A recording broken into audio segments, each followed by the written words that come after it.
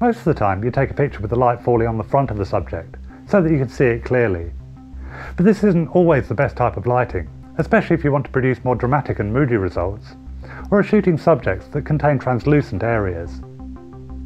Shooting into the light, or backlighting the subject, is a great way to transform your still life shots. All you need to do is place the light behind the subject and point it back towards the camera. This means that the light will shine through any transparent areas, but any solid areas will remain mostly in shadow. Using a normal lamp, you may find that the light spills out into areas that you want to remain dark, such as the background. To prevent this, you can simply use a piece of black card to block the light, and then use a clamp or a heavy object to lodge it in position.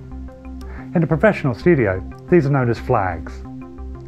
With the light behind the subject, you'll often find that large areas will be in shadow, which can make it difficult to get the right exposure. The best option is to use manual exposure and start by setting an exposure according to the meter.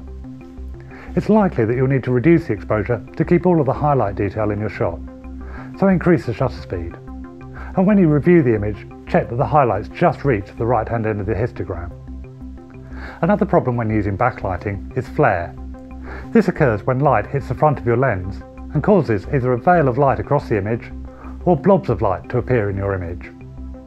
To avoid this, make sure that your lens is clean, and you can also shield the front of your lens by using a lens hood. If it's still visible, you can try to block the light by holding a piece of black card to one side of the lens.